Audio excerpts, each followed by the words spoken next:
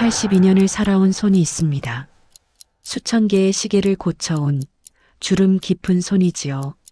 그 손이 마지막으로 서명한 건 요양원 입소 동의서였습니다. 아들이 내민 펜을 받아들었을 때 저는 웃고 있었어요. 아버지, 편하게 쉬시면 돼요. 그래, 알았다.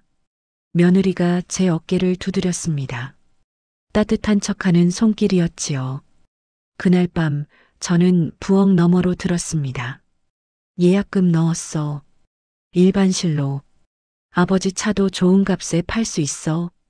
배시는 소리 없이 옵니다. 그런데 말입니다. 저도 60년을 시계를 다뤄온 사람이에요. 톱니바퀴가 어디로 돌아가는지 누구보다 잘 압니다. 저는 매일 새벽 5시에 눈을 뜹니다.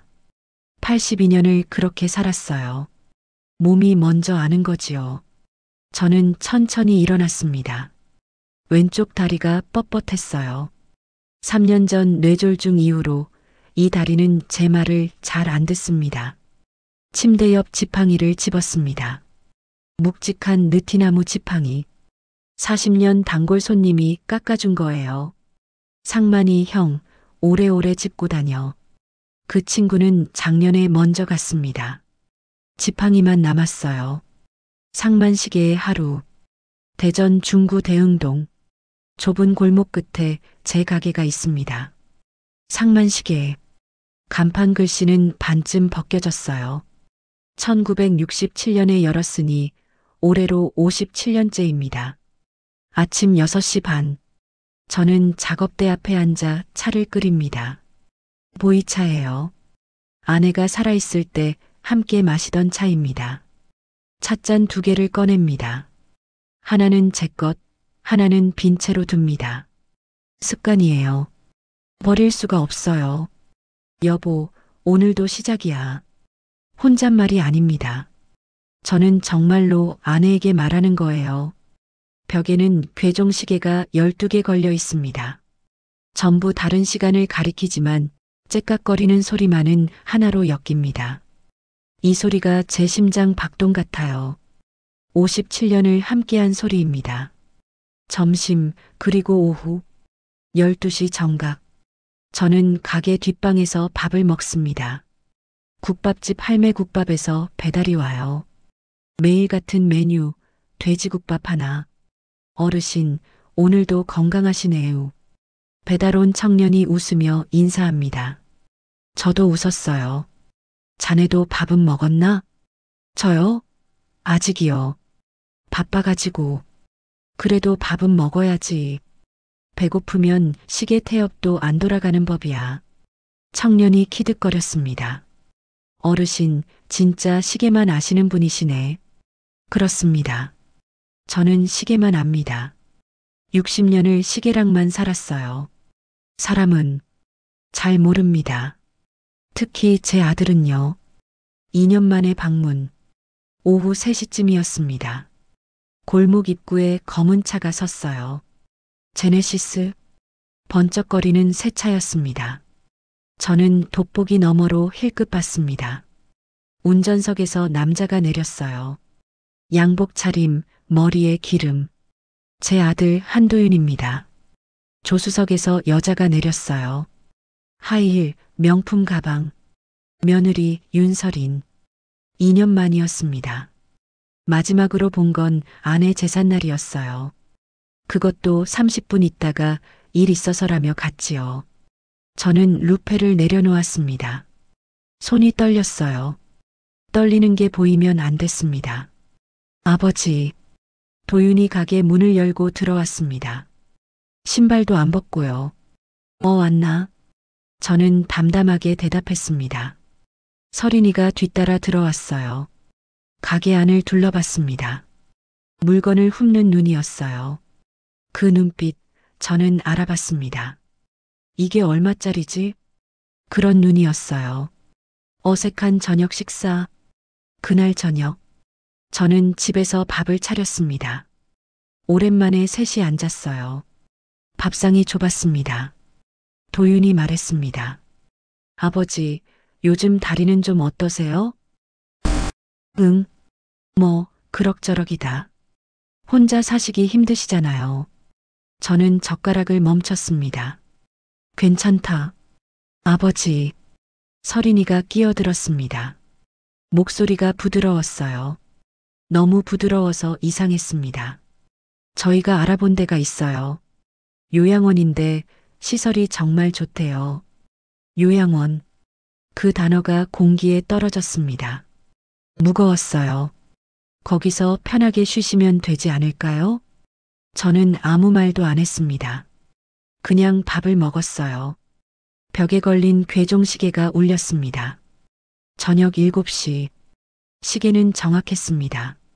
사람 마음은 읽을 수 없지만 시계는 절대 거짓말을 안 해요. 부엌 너머로 들린 것. 밤 11시. 저는 방에서 자는 척 했습니다. 눈을 감고 숨을 고르며 누워 있었어요. 도윤과 서리는 부엌에 있었습니다. 불을 끄고 속삭이고 있었어요. 저는 들었습니다.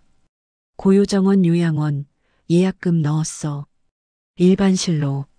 서린의 목소리였어요. 낮고 빠른 톤. 일반실? 괜찮겠어? 도윤이 물었습니다. 어차피 오래 안 계실 거잖아. 비싼데 넣어봐야 뭐해. 뭐라고요? 저는 눈을 떴습니다. 천장을 봤어요. 심장이 쿵쿵거렸습니다.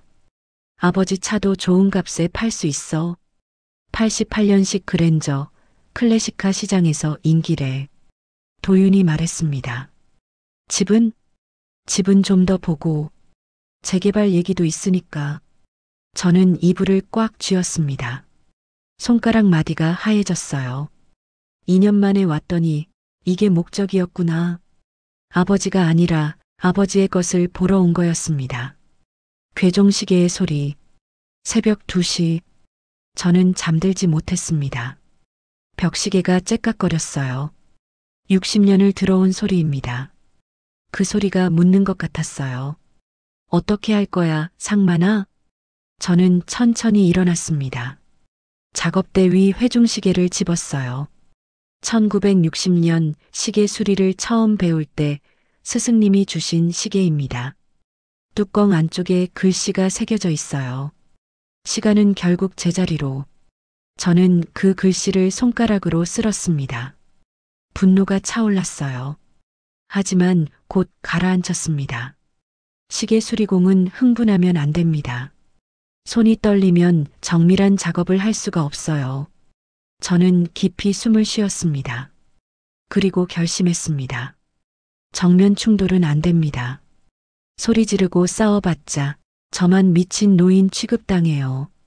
저는 60년 동안 고장난 시계를 고쳐왔습니다. 부서진 톱니바퀴를 하나하나 맞춰왔어요. 이번에도 그렇게 하면 됩니다. 계획을 세우면 됩니다. 톱니바퀴처럼 정확하게. 계획의 첫 페이지. 저는 서랍에서 낡은 수첩을 꺼냈습니다. 손이 떨리지 않았습니다. 마음이 차가워지니까 손도 안정됐어요. 시계 태엽을 감듯이 저는 계획의 첫 페이지를 열었습니다. 벽시계가 새벽 3시를 알렸습니다. 저는 창밖을 봤어요. 어둠 속에 골목 가로등이 홀로 켜져 있었습니다. 곧 날이 밝으면 도윤은 다시 웃는 얼굴로 아침상 앞에 앉겠지요. 아버지, 주무셨어요? 라고 묻겠지요. 저도 웃어줄 겁니다. 아무것도 모르는 척. 하지만 태엽은 이미 감겼습니다. 이제 곧 풀립니다. 다음 날 아침, 저는 평소처럼 5시에 일어났습니다. 도윤과 서리는 아직 자고 있었어요. 저는 조용히 집을 나섰습니다. 지팡이를 짚고 골목을 걸었어요. 새벽 공기가 차가웠습니다. 숨을 들이쉬니 머리가 맑아졌어요. 저는 새 집 건너 김말순 할머니 집 앞에 섰습니다. 말순이는 저보다 2살 아래입니다. 남편 먼저 보내고 혼자 사는 처지가 저랑 비슷해요. 30년 넘게 이웃입니다. 문을 두드렸습니다. 말순아, 나야. 상만이. 잠시 후 문이 열렸어요. 말순이가 눈을 비비며 나왔습니다. 어머, 상만 씨.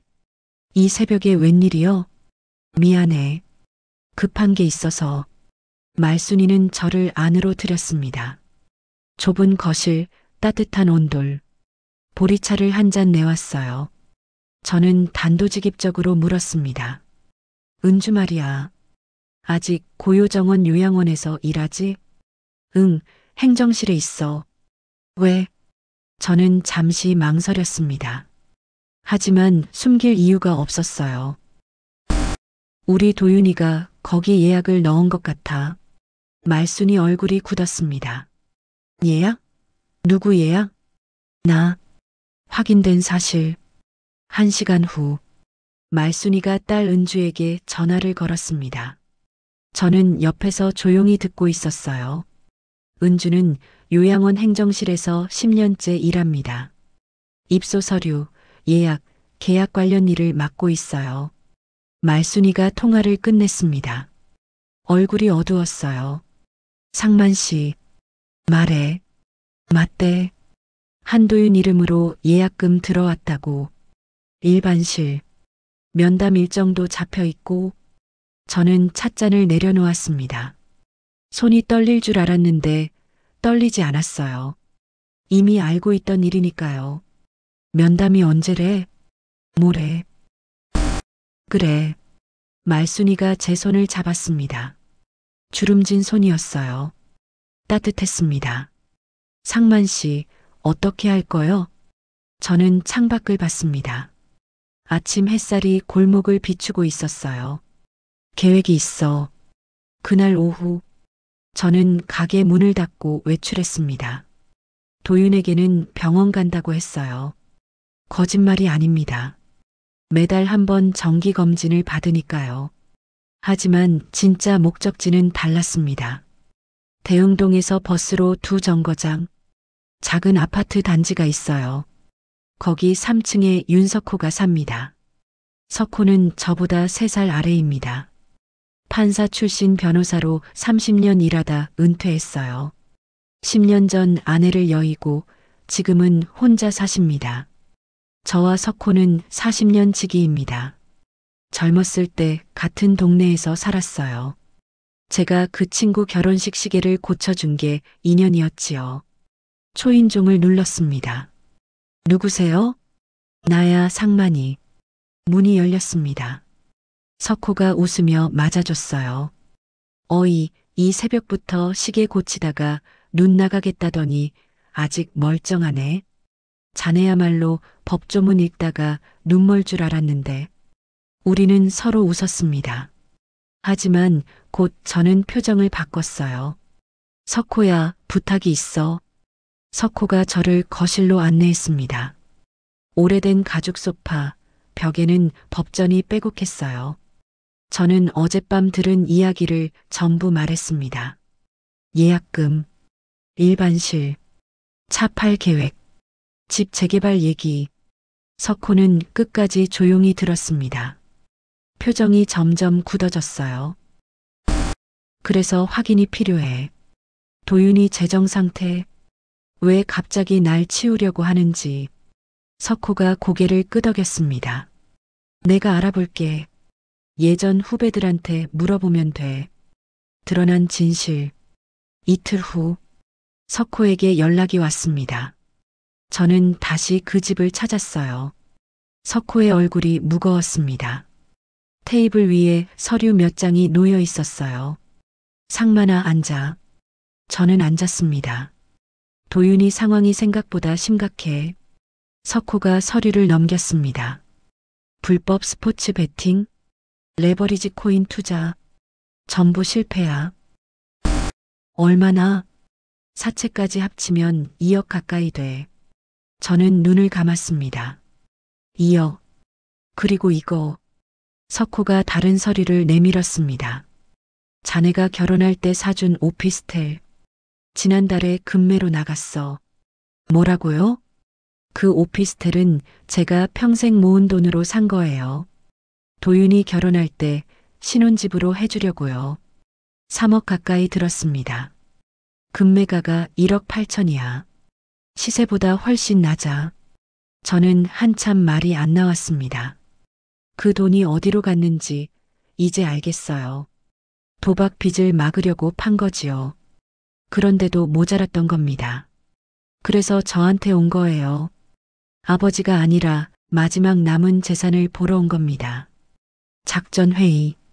저는 분노를 삼켰습니다. 지금 화를 내봐야 소용없어요. 석호야. 응. 방법이 있을까? 법적으로. 석호가 잠시 생각했습니다. 있어. 몇 가지. 그는 펜을 들었어요.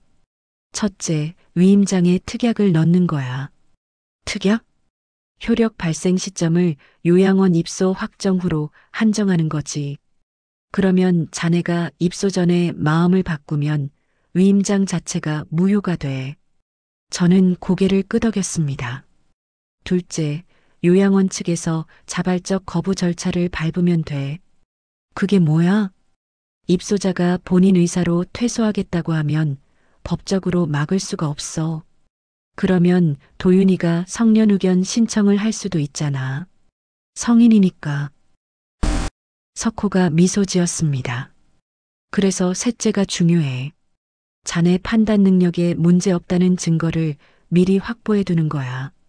증거, 병원 진단서, 영상 기록, 이웃들 증언 다 모아두면 후견 신청에도 기각될 가능성이 높아. 저는 가슴이 뻥 뚫리는 기분이었습니다. 방법이 있었어요.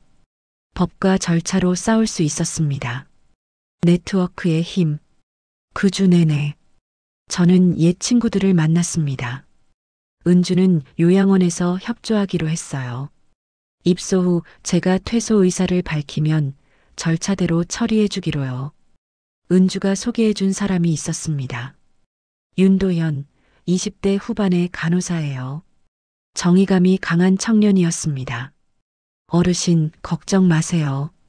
규정대로만 하면 아무 문제 없습니다. 도연이가 웃으며 말했어요. 믿음직했습니다. 석호는 위임장 초안을 검토했습니다. 특약 조항을 꼼꼼히 넣었어요. 이러면 서류상으로는 완벽해. 나머지는 자네가 연기를 잘하면 돼. 연기. 그래요. 저는 연기를 해야 했습니다. 속아 넘어가는 척, 순순히 따르는 척. 시계 수리공이 배운 건 인내심입니다. 작은 톱니바퀴 하나 맞추려면 1시간이 걸려요. 저는 기다릴 줄 압니다. 감정의 정리. 그날 밤, 저는 가게 작업대에 앉았습니다. 회중시계를 꺼내 닦았어요. 시간은 결국 제자리로. 이 문장이 자꾸 떠올랐습니다. 저는 화가 났습니다. 아들에게 배신당한 게 분했어요. 하지만 동시에 슬펐습니다. 내가 뭘 잘못한 걸까? 왜 저 아이가 저렇게 됐을까? 아내가 살아있었으면 달랐을까요? 그의 어릴 때 더 엄하게 키웠어야 했을까요? 후회가 밀려왔습니다. 하지만 저는 고개를 저었어요. 지난 일은 바꿀 수 없습니다. 지금 할 수 있는 일을 해야 해요. 그리고 깨달았습니다. 저에게는 가족보다 단단한 게 있었어요. 60년을 함께한 이웃들, 신뢰로 엮인 사람들, 말순이, 석호, 은주, 도연이, 피 한 방울 안 섞인 사람들이 제 편이 되어주고 있었습니다. 저는 피식 웃었어요. 여보 봐. 나 혼자 아니야. 빈 찻잔을 바라보며 중얼거렸습니다. 새로운 결심. 면담 전날 밤. 저는 수첩을 다시 펼쳤습니다. 1단계 확인. 2단계 보호. 3단계 이동 진행 중. 4단계 메시지 준비 중. 이제 3단계입니다. 집, 차, 돈. 전부 옮겨야 해요. 도윤이 손이 닿기 전에 저는 펜을 들었습니다. 새로운 이름을 적었어요. 마이너스 박성진 대흥 농협 지점장. 마이너스 고안길 은퇴공인중개사.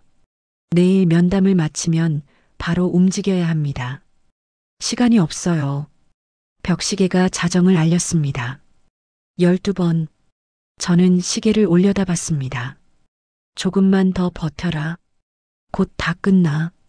시계에게 한 말인지 저 자신에게 한 말인지 모르겠어요. 하지만 확실한 건 하나 있었습니다. 저는 무너지지 않을 겁니다. 제 시간을 제가 지킬 겁니다. 면담 당일 아침, 저는 거울 앞에 섰습니다. 낡은 양복을 꺼내 입었어요. 아내 장례식 때 입었던 옷입니다. 그 뒤로 한 번도 안 입었어요. 단추를 채우는 손이 떨렸습니다. 오늘이 시작입니다. 도윤이 방문을 두드렸어요. 아버지, 준비하셨어요? 10시까지 가야 해요. 알았다. 나간다. 저는 마지막으로 방 안을 둘러봤습니다. 이 방에서 50년을 살았어요. 아내와 함께 아이를 키우며 이제 떠나야 합니다. 하지만 이건 끝이 아니에요. 새로운 시작입니다. 고요정원 요양원. 차로 40분. 고요정원은 대전 외곽에 있었습니다. 5층짜리 흰 건물. 간판은 깔끔했지만 주차장 옆 창문에서 소독약 냄새가 났어요. 로비에 들어섰습니다. 서린이가 앞장서서 접수대로 갔어요. 한상만 님 면담 예약했는데요. 직원이 고개를 끄덕였습니다. 3층 상담실로 올라가세요. 저는 천천히 걸었습니다. 일부러요. 느린 노인처럼 보여야 했으니까. 복도는 길었습니다. 양쪽에 방문이 줄지어 있었어요. 어떤 문틈으로 TV 소리가 새어나왔습니다. 누군가 기침하는 소리도 들렸어요. 여기서 살라고? 분노가 치밀었지만 삼켰습니다. 상담실 문이 열렸습니다. 어서 오세요. 한상만 어르신이시죠? 사회복지사가 웃으며 맞았어요. 젊은 여자였습니다. 그 뒤에 익숙한 얼굴이 있었어요. 박은주, 말순이 딸입니다. 행정실 직원이에요. 은주가 살짝 고개를 끄덕였습니다. 신호였어요. 준비됐습니다. 저도 눈으로 답했습니다. 면담은 1시간 걸렸습니다. 저는 고개만 끄덕였어요. 한마디도 안 했습니다. 도윤이 대신 대답했어요. 아버지가 좀 말수가 적으세요. 괜찮으시죠? 사회복지사가 웃었습니다. 그럼요. 적응하시면 괜찮아지실 거예요. 서류가 나왔습니다. 입소동의서, 위임장. 저는 서류를 천천히 읽었습니다. 일부러 느리게. 아버지, 그냥 서명하시면 돼요. 도윤이 재촉했어요. 글씨가 작아서 저는 돋보기를 꺼냈습니다. 한 줄 한 줄 읽는 척 했어요. 사실 중요한 건 이미 알고 있었습니다. 석호가 검토한 특약 조항. 본 위임장의 효력은 입소자의 입소 확정 후 발생하며 입소자가 자발적 퇴소 의사를 밝힐 경우 즉시 효력을 상실한다. 이 한 문장이 저의 무기였어요. 저는 펜을 들었습니다. 서명했습니다. 한상만. 도윤이 안도의 한숨을 쉬었어요. 서린이는 미소 지었습니다. 그들은 몰랐어요. 이 서명이 오히려 저를 자유롭게 해줄 거라는 걸. 첫 번째 작전 은행. 면담을 마치고 집으로 돌아왔습니다. 도윤과 서린은 짐 정리 도와드릴게요라며 온 집안을 뒤졌어요. 서랍을 열고 장롱을 열고 뭔가를 찾는 눈이었습니다. 통장과 도장. 하지만 없었어요. 저는 일주일 전에 이미 다른 곳에 옮겨뒀거든요. 아버지, 통장은 어디 계세요?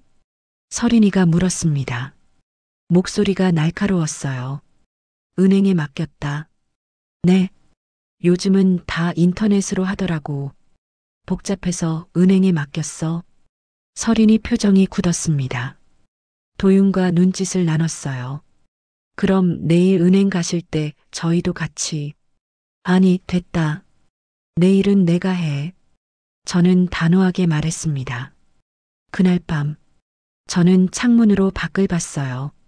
도윤의 제네시스가 아직 골목에 있었습니다. 감시당하고 있다는 뜻이었어요. 어떻게 해야 할까? 은행에 혼자 가야 하는데 그때 전화가 울렸습니다. 상만 씨 나야. 성진이. 박성진. 대흥농협 지점장입니다. 내일 아침 9시에 뒷문으로 와. 내가 직접 처리해 줄게. 저는 가슴이 뜨거워졌습니다. 친구들이 움직이고 있었어요. 두 번째 작전집. 다음 날 새벽 5시 저는 조용히 집을 나섰습니다. 도윤은 아직 자고 있었어요. 골목 끝에서 검은 승합차가 기다리고 있었습니다. 고한길. 40년 지기 친구입니다. 은퇴한 공인중개사예요. 한길이가 문을 열었어요. 저는 올라탔습니다. 차가 은행으로 출발했습니다. 박성진 지점장이 뒷문에서 기다리고 있었어요. 상만이 형, 빨리 와. 저는 안으로 들어갔습니다. 모든 게 준비되어 있었어요. 예금 해지 서류, 적금 해지 서류, 대여금고 계약서, 현금으로 다 빼면 2억 3천이야. 금고에 넣어둘게. 성진이가 말했습니다. 저는 도장을 찍었어요. 한 장, 두 장, 세 장. 손이 아팠습니다. 하지만 멈추지 않았어요. 이건 내 돈이니까. 내 인생이 담긴 돈이니까. 1시간 만에 끝났습니다. 형, 이거. 성진이가 열쇠 2개를 건넸어요. 금고 열쇠야. 하나는 형이 가져. 하나는 안전한 데 맡겨. 저는 열쇠를 주머니에 넣었습니다. 무게가 느껴졌어요. 내 인생의 무게였습니다. 위기 도윤의 의심. 집에 돌아오니 오전 8시였습니다. 현관문을 열자마자 도윤과 마주쳤어요. 아버지, 어디 갔다 오셨어요? 산책. 이 새벽에요? 도윤의 눈이 날카로웠습니다. 의심하고 있었어요. 저는 지팡이를 들어 보였습니다. 의사가 걸으래. 다리 운동하라고. 도윤이 저를 뚫어지게 봤습니다. 저는 그 눈을 피하지 않았어요. 60년 동안 시계 속 먼지를 들여다봤습니다. 작은 거짓말 정도는 숨길 수 있어요. 아침 드실래요? 서린이가 부엌에서 불렀습니다. 도윤이 고개를 돌렸어요. 저는 그 틈에 방으로 들어갔습니다. 문을 닫고 숨을 내쉬었어요. 위험했습니다. 하지만 아직 끝이 아니에요. 집과 차가 남았습니다. 세 번째 작전 그랜저. 그날 오후 저는 고한길에게 다시 연락했습니다. 한길아, 집거는? 진행 중이야. 우리 태수가 살 거야. 등기도 이번 주 안에 가능해. 고태수? 한길이 아들입니다. 신혼부부예요. 가격은 시세대로 해. 헐값에 안 팔아. 당연하지. 형, 나 그런 놈 아닌 거 알잖아. 저는 웃었습니다. 알아. 알아서 그러는 거야. 전화를 끊고 또 다른 번호를 눌렀어요. 윤재아. 클래식카 수집가입니다. 작년에 제 가게에 왔었어요. 1960년대 오메가 시계를 수리해 달라고요. 그때 제 차를 보더니 눈이 반짝였어요. 어르신, 혹시 이 차 파실 생각 있으세요? 그때는 아니라고 했습니다. 하지만 지금은 달라요. 재아 씨, 나야. 상만시계. 아, 어르신. 무슨 일이세요? 그 차 말이야. 가져갈 수 있어? 전화기 너머로 숨먹는 소리가 들렸어요. 진심이세요? 폐차장 보내느니 같이 아는 사람 손에 주고 싶어? 어르신. 재아의 목소리가 떨렸습니다. 내일 가져갈게요. 제값 드릴게요. 아니, 더 드릴게요. 저는 미소 지었습니다. 1988년식 1세대 그랜저. 아내와 함께 처음 산 차예요. 결혼 10주년 때 아내가 저 몰래 돈을 모았어요. 그 돈으로 산 차입니다. 처음 시동 걸었을 때 아내가 조수석에서 웃었어요.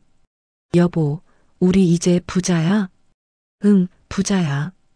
그 기억이 떠올랐습니다. 눈시울이 뜨거워졌어요. 하지만 물건에 매달리면 안 됩니다. 차보다 중요한 건 제 자유니까요. 마지막 유산 상자. 밤 11시. 도윤과 설인이 잠든 후 저는 작업대에 앉았습니다. 상자 하나를 꺼냈어요. 나무 상자. 40년 전에 직접 만든 거예요. 아내 생일 선물로요. 그 안에 물건들을 넣었습니다. 첫 번째, 태극 문양 빈 저금통. 도윤이 5살 때 가지고 놀던 거예요. 저는 메모지를 붙였습니다. 내 탐욕이 남긴 건 이 빈자리뿐이다. 두 번째, 주석 병정. 도윤이 초등학교 때 아끼던 장난감이에요. 그때는 순했어요. 웃음이 많은 아이였지요. 내가 어릴 때는 순했다. 세 번째, 은행 띠지로 묶은 모노폴리 지폐다발. 장난감 돈이에요.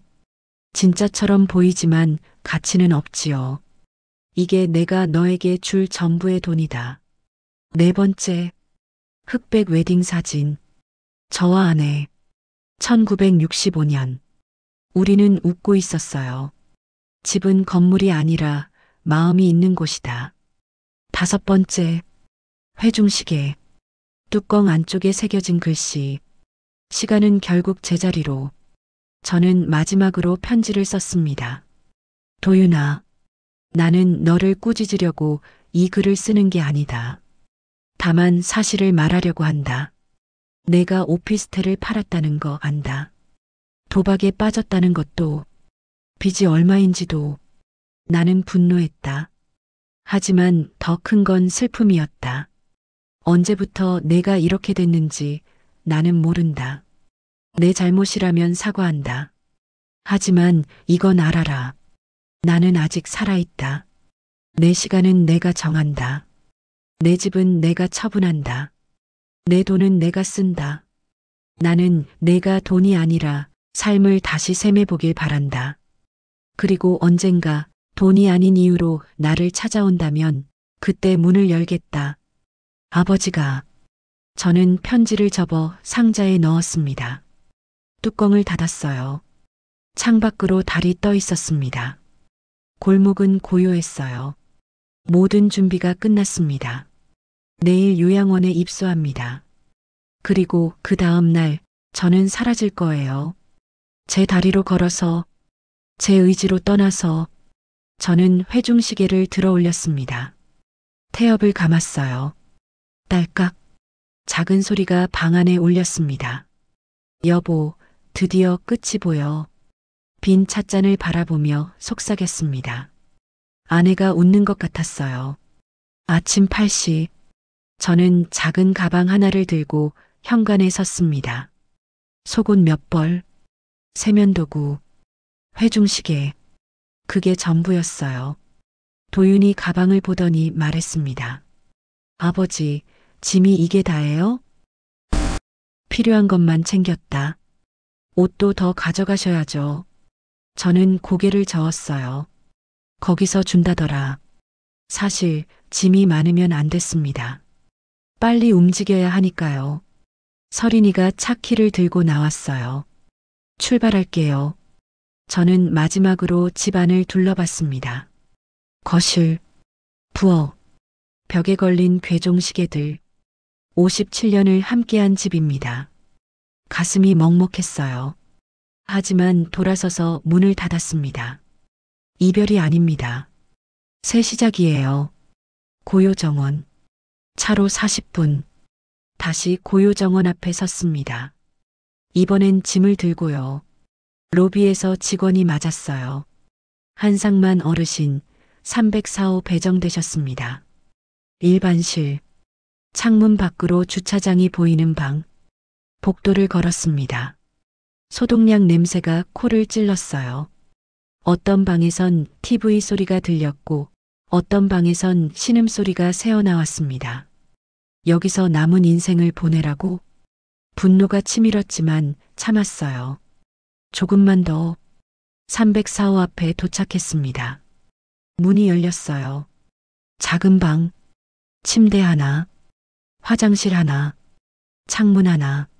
저는 가방을 침대 위에 내려놓았습니다. 도윤이 방 안을 둘러봤어요. 깔끔하네요. 아버지, 잘 지내실 수 있겠죠? 저는 대답하지 않았습니다. 서린이가 시계를 봤어요. 오빠, 우리 집에 가서 나머지 짐 정리해야 하지 않아? 도윤이 고개를 끄덕였습니다. 아버지, 저희 잠깐 집 다녀올게요. 짐도 챙겨서 올게요. 바로 그거였어요. 저는 일부러 피곤한 표정을 지었습니다. 그래. 나는 좀 쉬어야겠다. 네, 천천히 쉬세요. 도윤과 서린이 나갔습니다. 문이 닫혔어요. 저는 창문으로 그들이 떠나는 걸 지켜봤습니다. 검은 제네시스가 주차장을 빠져나갔어요. 사라졌습니다. 저는 숨을 깊이 들이쉬었어요. 이제 시작입니다. 탈출. 5분 후 문이 조용히 열렸습니다. 윤도현이 서 있었어요. 흰 가운을 입은 젊은 간호사. 어르신, 산책 가실까요? 저는 고개를 끄덕였습니다. 가방을 들었어요. 회중시계가 주머니에서 묵직하게 느껴졌습니다. 도연이가 앞장섰어요. 복도를 지나 계단을 내려가 서비스 출구로. 아무도 우리를 막지 않았습니다. 여기 간호 기록에는 정원 산책으로 적어뒀어요. 도연이가 작게 말했어요. 고맙다. 어르신이 고마우시면 안 되죠. 당연한 건데. 출구가 열렸습니다. 바깥 공기. 햇살이 눈부셨어요. 바람이 얼굴을 스쳤습니다. 저는 처음으로 깊이 숨을 쉬었습니다. 자유의 냄새였어요. 주차장 끝에 낡은 승용차가 서 있었습니다. 운전석 창문이 내려갔어요. 윤석호. 타. 저는 차에 올라탔습니다. 문이 닫혔어요. 차가 출발했습니다. 저는 뒤를 돌아봤습니다. 고요정원 건물이 점점 작아졌어요. 안녕. 저는 다시 돌아오지 않을 겁니다. 집에서 벌어진 일. 같은 시각. 대흥동 골목. 도윤과 서린이 집 앞에 도착했습니다. 현관문을 열려는데 문이 안쪽에서 먼저 열렸어요. 낯선 남자가 서 있었습니다. 30대 초반. 이사박스를 들고 있었어요. 누구세요? 도윤이 물었습니다. 아, 안녕하세요. 저 고태수입니다. 오늘부터 여기 들어옵니다. 뭐라고요? 등기도 어제 다 끝났고요. 오늘 잔금 치르고 이사 왔습니다. 서린이가 끼어들었어요. 잠깐요.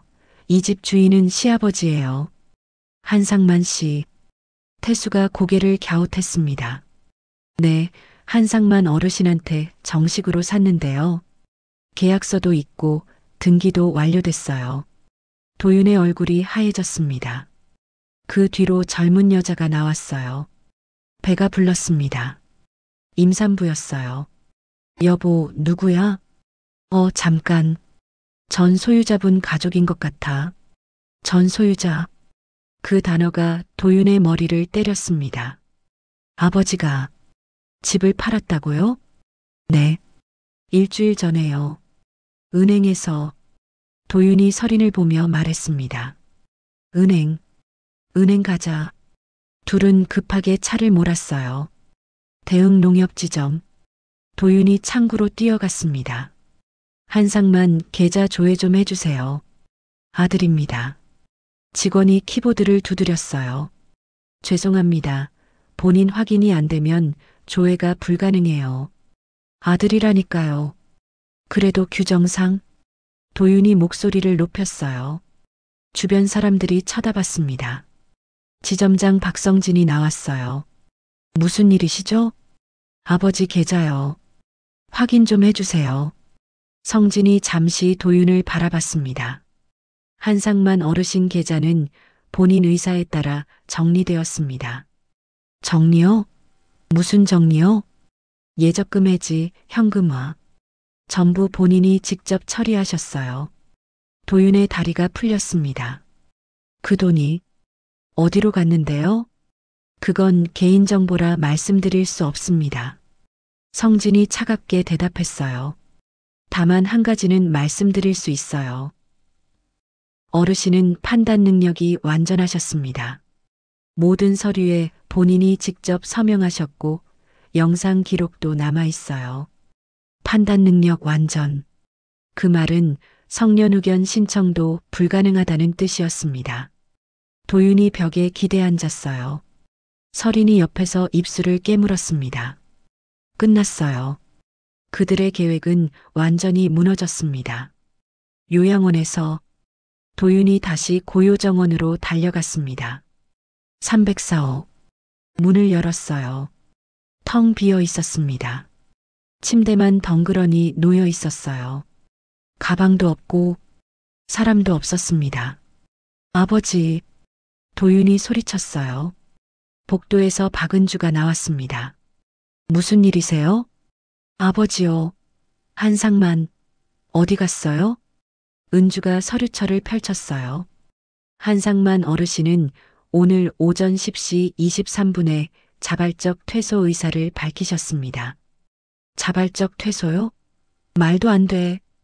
입소동의서 특약 조항에 따라 입소자 본인이 퇴소 의사를 밝히면 즉시 효력이 발생합니다. 법적으로 문제 없어요. 도윤이 서류를 빼앗듯 봤어요. 거기 적혀 있었습니다.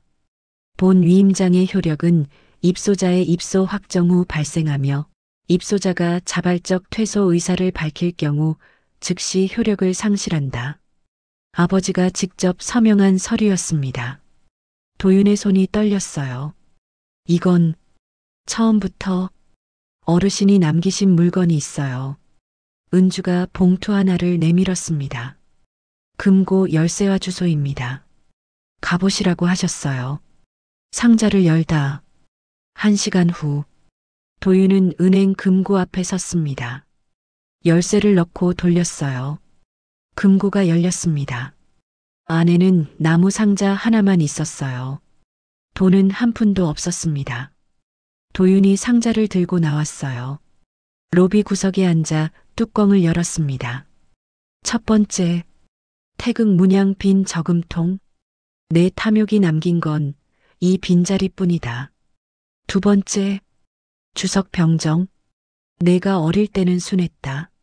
세 번째, 모노폴리 지폐다발. 이게 내가 너에게 줄 전부의 돈이다.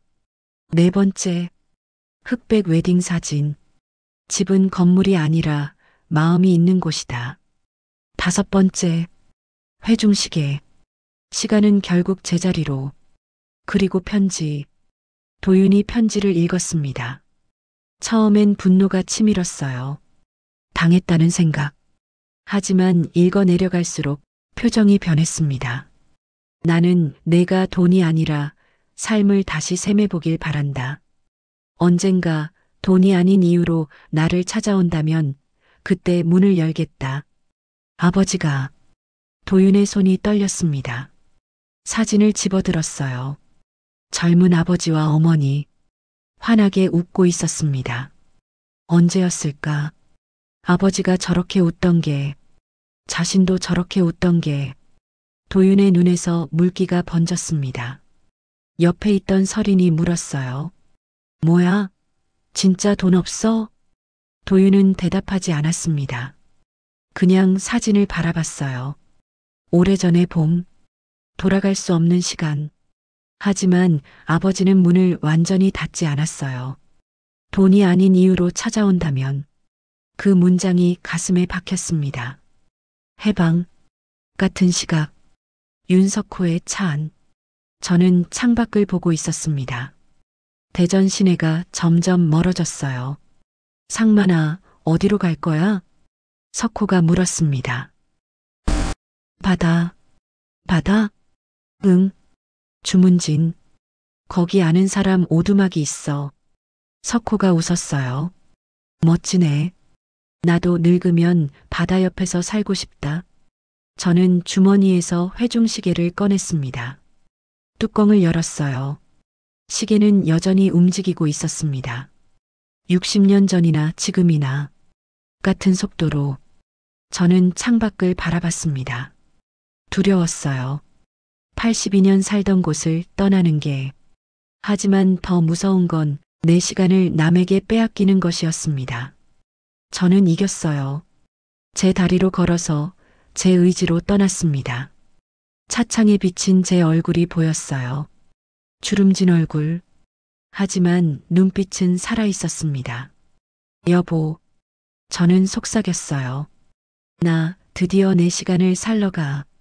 강릉 주문진. 차에서 내리자마자 바람이 얼굴을 때렸습니다. 짭짤했어요. 바다 냄새였습니다. 저는 깊이 숨을 들이쉬었어요. 82년을 살면서 바다 옆에서 살아본 적은 없습니다. 늘 시계와 골목 사이에 있었어요. 여기야. 석호가 작은 오두막 앞에 섰습니다. 낡은 목조 건물. 페인트가 벗겨지고 지붕에 이끼가 꼈어요. 하지만 창문 너머로 바다가 보였습니다. 파도가 밀려오고 밀려갔어요. 끝없이. 내 후배 별장이야. 한 달에 관리비 조금만 내면 돼. 저는 고개를 끄덕였습니다. 문을 열었어요. 작은 거실. 부엌. 침실 하나. 대흥동 집보다 훨씬 작았습니다. 하지만 이상하게도 더 넓게 느껴졌어요. 짐을 내려놓았습니다. 가방 하나. 그게 전부였어요. 석호가 말했습니다. 필요한 거 있으면 연락해. 내가 가져다 줄게. 고맙다. 뭘? 40년 친군데. 석호가 웃었어요. 저도 웃었습니다. 차가 떠났어요. 엔진 소리가 멀어지고 파도 소리만 남았습니다. 저는 창가에 섰습니다. 해가 지고 있었어요. 수평선이 붉게 물들었습니다. 처음으로 아무것도 안 해도 되는 저녁이었습니다. 새로운 하루.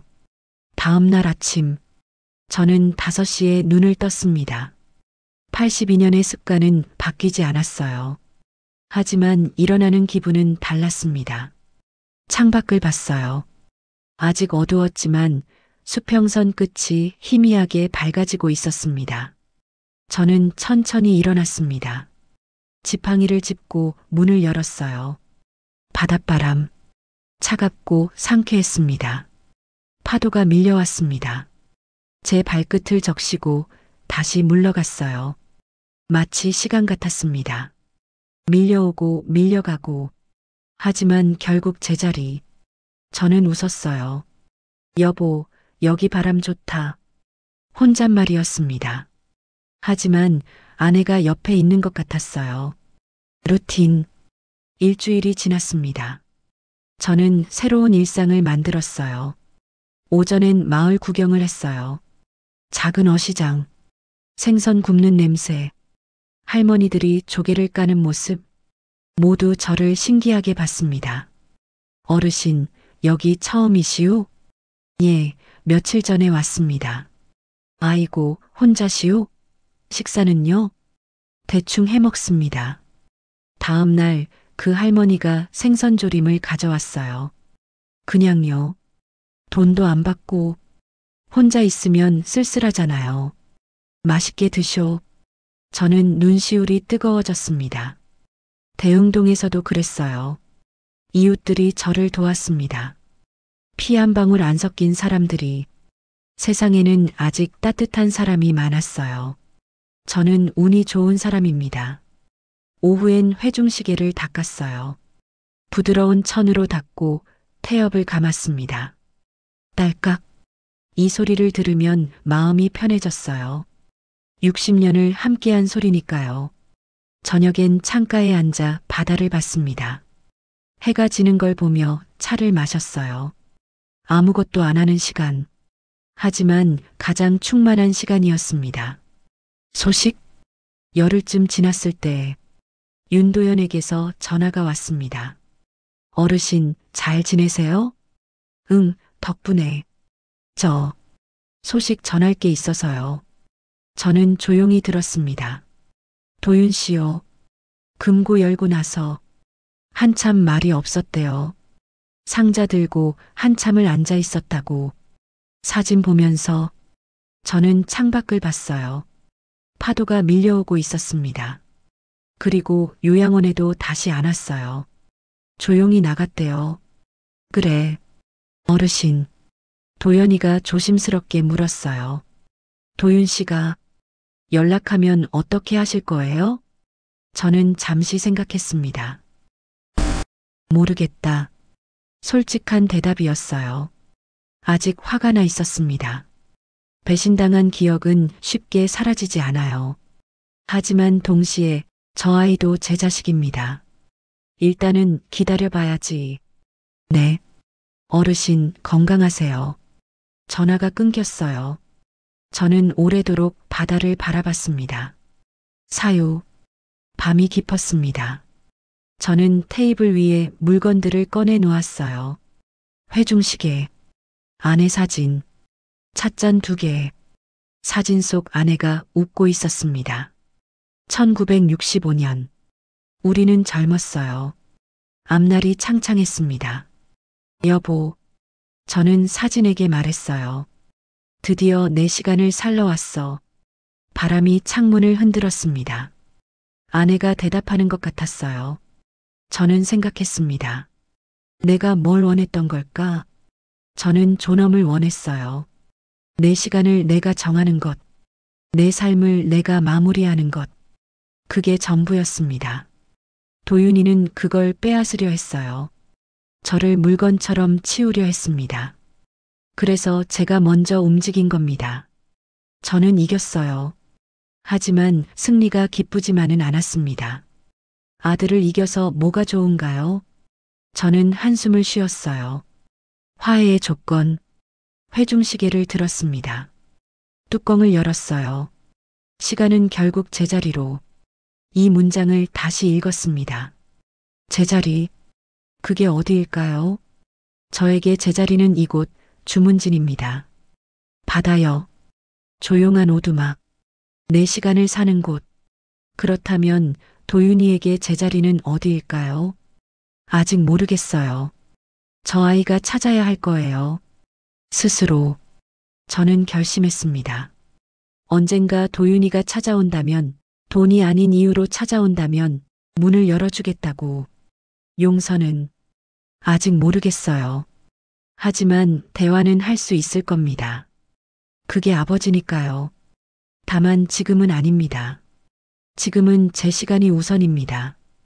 이제는 저를 위해 살 시간입니다. 다음 날 아침, 저는 바닷가에 앉아 있었습니다. 파도가 모래 위 발자국을 지우고 있었어요. 문득 깨달았습니다. 사람은 누구나 다시 시간을 맞출 기회가 있어요. 고장난 시계도 고칠 수 있듯이 망가진 관계도 고칠 수 있습니다. 단 조건이 있어요. 그 바늘을 돌릴 손은 자기 자신이어야 합니다. 저는 제 손으로 제 시간을 되찾았어요. 도윤이도 그래야 합니다. 스스로 바늘을 돌려야 해요. 저는 대신해 줄 수 없습니다. 기다릴 뿐이에요. 바람이 불었습니다. 짭짤하고 시원했어요. 저는 눈을 감았습니다. 평화로웠습니다. 분노가 평온으로 바뀌었어요. 혼자라는 외로움이 자유로 바뀌었습니다. 이상하게도 대흥동에서 50년 살 때보다 지금이 더 살아있는 느낌이었어요. 마지막 장면.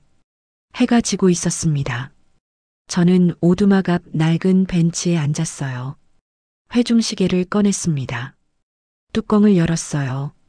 째깍, 째깍, 째깍. 60년 전이나 지금이나 같은 소리였습니다. 변하지 않는 것. 저는 태엽을 감았어요.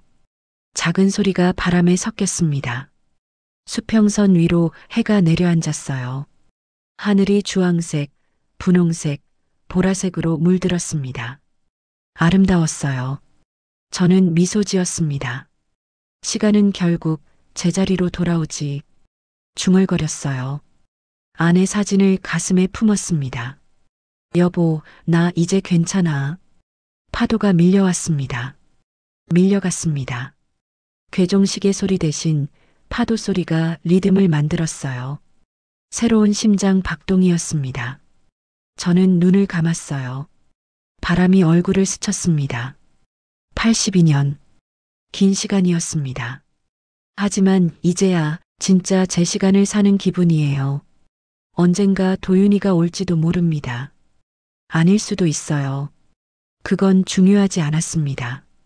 중요한 건 저는 여기 있다는 거예요. 제 두 발로 서서 제 의지로 숨 쉬면서. 시계가 째깍거렸습니다. 파도가 밀려왔습니다. 바람이 불었습니다. 모든 것이 제자리였습니다. 한 달 후 저에게 편지가 왔습니다. 보낸 사람은 적혀 있지 않았어요. 봉투를 열었습니다. 짧은 글이었어요. 아버지, 죄송합니다. 시간이 좀 필요합니다. 기다려주세요. 저는 편지를 오래 들여다봤습니다. 분노가 올라오지 않았어요. 슬픔도 아니었습니다. 희미한 희망 같은 것. 저는 편지를 접어 서랍에 넣었습니다. 회중시계 옆에요. 그리고 창문을 열었어요. 바다가 보였습니다. 오늘도 파도는 밀려오고 밀려갔습니다. 저는 중얼거렸어요. 그래, 기다려줄게. 내가 준비되면. 바람이 불었습니다. 시간은 흐르고 있었습니다. 제자리를 향해.